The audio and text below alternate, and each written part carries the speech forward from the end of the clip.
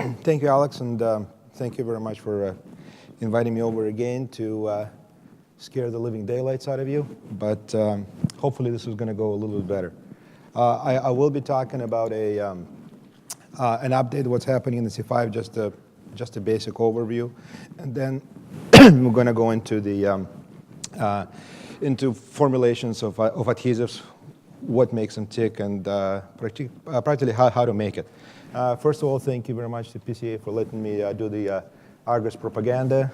Just a couple of slides on who we are. We're basically a PRA service that does primarily the indexation and price reporting. Some of the crudes traded around the world use our index as well as the energy. And part of the service is the petrochemical consulting. We do everything from C2 all the way through aromatics and methanol, and I cover the C5 olefin chemistry globally. Also put out a newsletter every month that basically describes what's happening in the C5 monomer world, and then covers the all of the Tackifier resins as well as all of the, but basically everything that goes into the hot melt products, other than waxes. For that we have a separate service. So what's been happening in the C5 world? Just a little primer, very quickly. We start off with the barrel of oil, and through the ethylene cracking process, we get to the resins and everything else that is used in the hot melt adhesives, as well as some coatings and inks and road marking. The bottom line, though, is that it's only 0.6% of the barrel that ends up in these products, which means that in no way, no how will these products ever be the driver for refining that barrel of oil. The barrel of oil is basically gets refined to get to this stuff right here: the fuels, the asphalt, the coke for the carbon black, and the lubricants. Those of you with the engineering background will notice that this and this number do not add up to 100.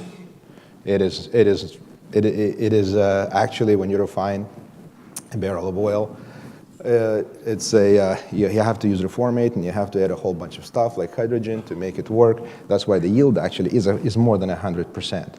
That's what my refinery guys told me, so it's not a mistake.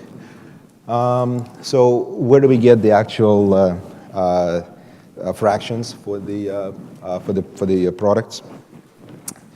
So when we crack liquids out of the bottoms, we get the C9 aromatic resin oil, which we then purify and can make into Tackifier resins, and then they can further hydrogenate. A little bit further downstream, we get the pi gas and other heavier molecules that normally you extract aromatics out of them, and they go into the gasoline blending pool, and that's where you find the crude C5 molecules. So you can pull them out, and then you can further refine them in this isoprene extractive distillation unit into its constituents, which is primarily the cyclopentadiene, piperines, and isoprene. Of course, the CPD and piperines are the products that go into the Tackifier resins. The DCPD, half of it goes into the unsaturated polyester resins, and it's probably it's the second largest market for it. Actually, it's about 50-50 between UPR and Tackifier resins. But ultimately, this unit exists to extract isoprene to make into polyisoprene rubber, because that is the ultimate driver for the entire product chain, is for isoprene to convert to polyisoprene to go into tires. And of course, this is where the isoprene comes from to go into the SIS. The one thing to note is that when you crack this, you only get this for all practical purposes when you crack liquids. So, tires, mentioned that's the driver for the isoprene and polyisoprene, and that's what drives the rest of the piperine and DCPD fractions. And so basically, to see what's happening in those markets, you have to see what's happening in the tire market. Right now, we are undergoing a very huge shift in what type of rubbers are used in the tire market. We use about half and half of natural rubber and synthetic rubber. And when we say synthetic rubber, we don't mean polyisoprene. It's primarily actually SBR, the styrene butadiene rubber. And normally, the natural rubber is what's used in light truck and cars and light trucks and heavy equipment, and primarily the cheaper tires. Most of this, about 60% of all natural rubber, is used in China and in those applications. So recently, the Chinese government announced that they're going to put new regulations in where all of the tires are going to have to comply with European labeling regulations, which means that they have to improve the quality of their tires, which means they have to improve the traction, they have to, more importantly, they have to improve the mileage of their tires. And what that means is that we're going to be moving from natural rubber over to synthetic rubber, because that's about the only way and the cheapest way you can get to those regulations. So there will be a lot more pull on the on overall synthetic rubber, and it will make all those C5 units run harder to produce more of the co-products of the CPD and piperines. But once again, if you want to know what's happening in the C5 world, this is definitely one of the things you watch, what's happening in the tire market and what's happening, coincidentally, with the natural rubber market.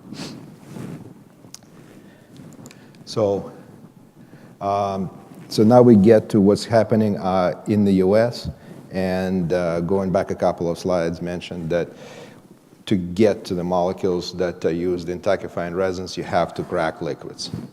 So in the US, everybody, when they operate an ethylene cracker, they look at their cash costs. They want to know, so if the price of ethylene is right here, they want to know how much margin they're going to get if they crack it from either ethane, propane, butane, or naphtha.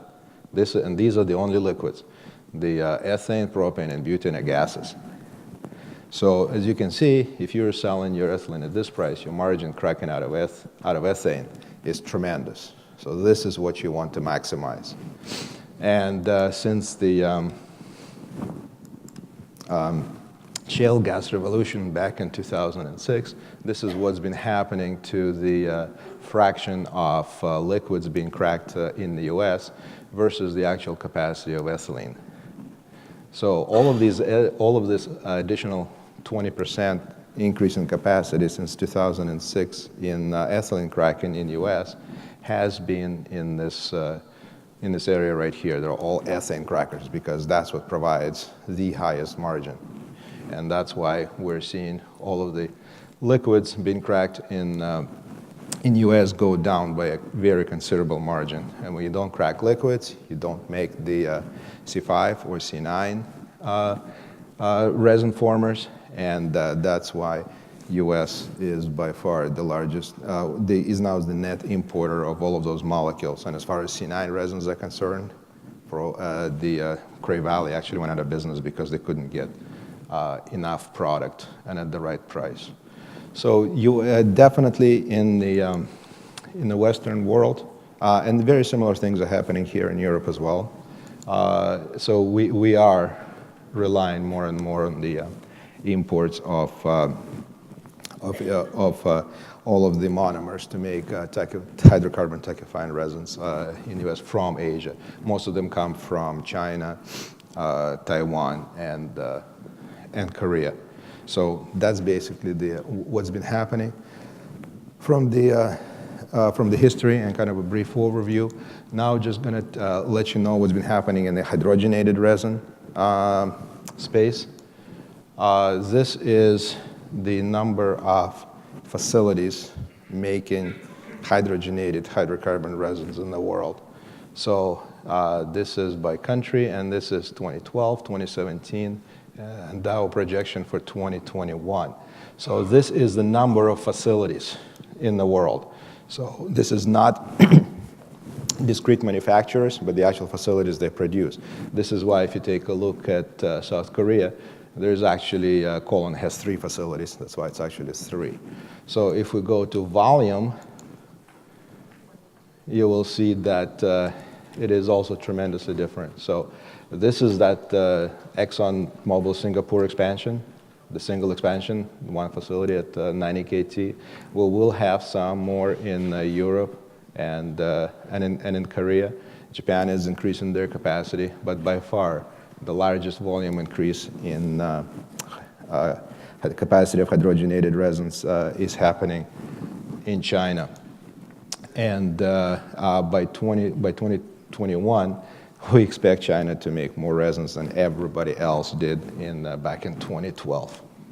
So another way to look at it is by market share. So this is where China was back in 2012 with just a couple of facilities, and by 2021, they're going to be they're going to represent almost actually slightly over 40%, and then and by 2017 is when they actually got there. So to summarize all of this stuff, there are feeds available in the U.S. and Europe. In the U.S., they're actually extremely cheap, just based on the U.S. being the cheapest area to produce. They have the cheapest energy. I mean, for the comparison purposes, ethylene in the U.S. is trading at 20 cents a pound.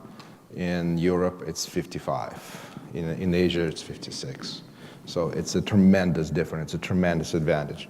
But the issue is that while the feeds in the U.S. are cheaper, there's not enough. So you have to import to keep your facilities running, and all those incremental imports are more expensive. So everything is going to be coming from Asia. So so we do expect the hydrogenated resin capacity to keep growing and take market share from other hydrocarbon resins and rosin esters. But the majority of the facilities in China that are producing hydrogenated resins now are doing it at the expense of C5 and C9 capacity. They're basically taking that capacity of what they were producing before and converting it to hydrogenated by bolting on hydrogenation units. And okay.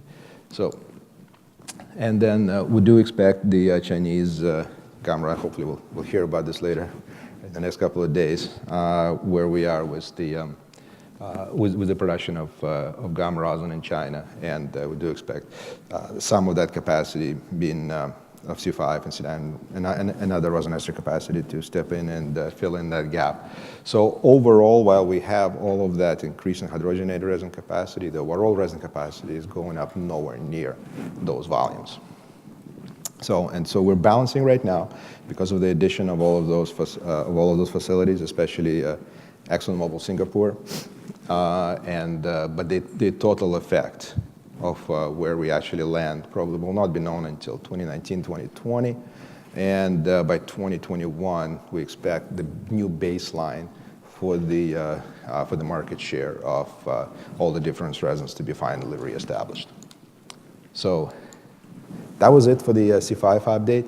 Now we're going to get into the formulating adhesives and how to do it, how formulators in most of the companies do it, with their starting points, their levers, and everything else, and what they look for. So let's define what an adhesive is. You have two substrates and you want to hold them together, whether it's permanent, whether it's temporary, that's what you want to do. And and you want to make sure that when you hold the two substances together, they don't fall apart. If the glue line fails, it's a cohesive failure. If the glue falls away from one of the substrate, that's an adhesive failure. So these are some of the basic definitions. So whenever you try to formulate, you try to start off with, okay, what are the substrates? And then you try to figure out, okay, what kind of glue do I need so I can bond both to both substrates, and then I have to make sure that the actual glue itself, the backbone, is strong enough that it doesn't fall apart under the stresses of normal use of this article. So adhesive systems are, for hot melts, they are basically defined as the 100% solids, and they're not chemical in nature. They're more physical in nature. It is a physical blend. There's no chemistry that goes on. And when you apply it, all you do is you heat it up, so it's liquid, so you can apply it. And then when it solidifies, it creates the bond to the substrates, and then creates the integral integrity of the system. So primarily, the hot melts it's a three-component system. I always like to think of it as it's a third, and a third. You have the polymer, which provides it strength and toughness. This is what actually, so this is where you select a polymer to make sure that you don't fail adhesively. And then you add the tackifying resin, and the tackifying resin provides you the stickiness and a binder of the entire system, so it doesn't migrate in and out. And so this is what you need to prevent the cohesive failure. And then you add a rheology modifier, and the rheology modifier is basically something that dials in the viscosity of the product so you can apply it by whatever means that you have, and there's a lot of different means. So when we talk about the polymer, it's primarily can be polyolefin based or an acrylate or a block copolymer, depending on the type you're making. For the tackifying resins, they're primarily rosin esters and the hydrocarbon based, including the polyterpenes. And the rheology modifier, there are actually two types. If you're making a hot melt adhesive, and there's actually differentiation here. The hot melt adhesive is basically a packaging adhesive. It is hard when it sets, when it's in the solid form, and it does not have any residual tack, versus a PSA, which is a pressure-sensitive adhesive that in its hard state, it's actually pliable and it has tack. So the examples would be in a cereal box when you open it up, and the glue line that is left is non-tacky, it just holds the two substances together, or a Scotch tape when you, or your basic packaging tape, it has that sticky side to it. Well, that's the PSA. And primarily, so when you make the hot melt adhesives, your rheology modifier are the waxes, either polyethylene, paraffin, Fischer-Tropsch, and micros. And if you're making a PSA, your rheology modifier will likely be an oil.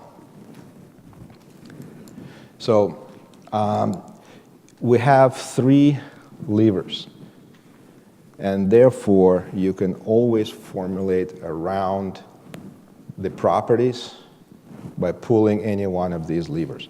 And this has been done in the past to a great effect, especially when some of the products, like at one point or another, were critically short of polymers, going back to SIS, were critically short of tackifying resins, whether it was C5 or hydrogenated resins. And in the past, we've also been short on waxes and oils of different types over the years. But necessity is the mother of invention, so you can formulate around some of the deficiencies by using either more polymer or more tackifying resin or more wax, depending on what you're short on. And over the years, there were systems developed around trying to use as little of the products that tended to be in shortness over the years. So there has been some products developed that, for lack of a better word, I'd like to call them, they started off with a waxy polymer that could comprise up to 60 and 70% of the entire formula, which you would then modify with a resin to make it into a product. And those did exist. The Easton-Mott adhesives that Fuller bought a while back, APOs can be viewed the same way, and of course the Vistamax from Exxon. So there's a lot of latitude in how you get to the final product. And over the years, since we had all of these shortages, the downstream customers have also were so sensitized to them that they gave the formulators the latitude to sell them an adhesive based on properties, not necessarily on a set of raw materials. So it's like, as long as it sticks, I don't care whether it has polyolefin or block of polymer or resin ester or C5 or whatever. So there have been a lot of that going on. So, but these are very robust systems. Also, for example, if you're looking about some hard-to-bond substrates, resin esters, they have the suitable chemistry.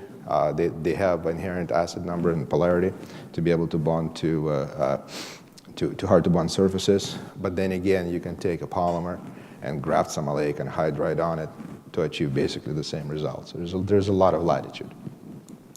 So some of the properties that physical properties that people look for when they formulate and that are required to make a good adhesive.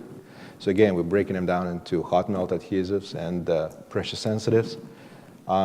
You have your measure of adhesion, which is PAFT and SAFT, peel and shear adhesion failure temperatures. Open and set time is very important for the hot melts, because they normally run on very high-speed lines, so you want to make sure that your product sets very quickly and develops a bond very quickly. Obviously, you don't have that for PSA because they're permanently sticky. Thermal stability, of course. Viscosity, you have to make sure that your product adheres to certain viscosity parameters so you can actually apply it, depending on the equipment. Color is important for a lot of people, because if you are making a label that is transparent, that you're putting on the bottle, you want to make sure that you have a transparent label, transparent glue. But if it's something that goes into a box and is never going to be seen by a consumer, nobody cares what that looks like. Odor is very subjective, but more and more odor is getting associated with a kind of a mega trend in the adhesive industry towards lower VOCs. That is like the next big trend. So everybody's looking for lower VOCs. So if people detect more odor, it's automatically linked to, well, that means the product has more VOCs in it, which is, of course, chemically is not necessarily true, because different things, you can detect them at different levels. But again, that's a perception. And unfortunately, that is something that the market is looking for. And then on PSA, we have a couple of other things that relate to the actual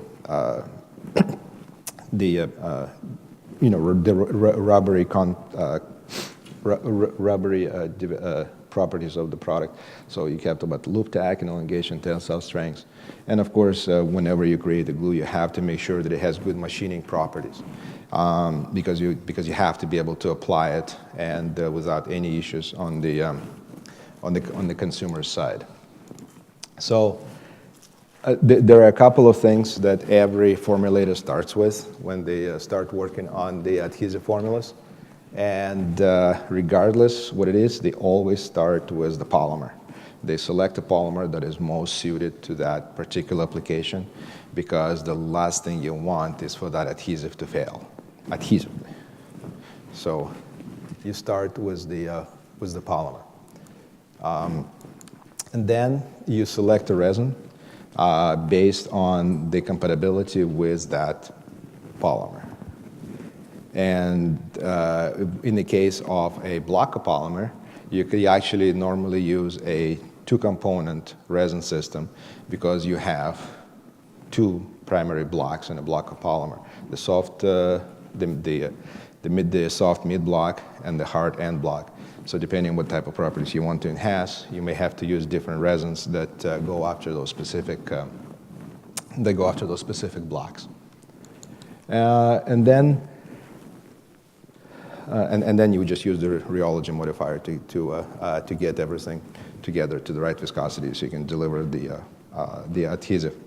But the bottom line, though, is that whenever you work on the compatibilities, it's it's fairly simple that, you know, if you start off with a polyolefin, then what's going to be compatible is something that is non-polar.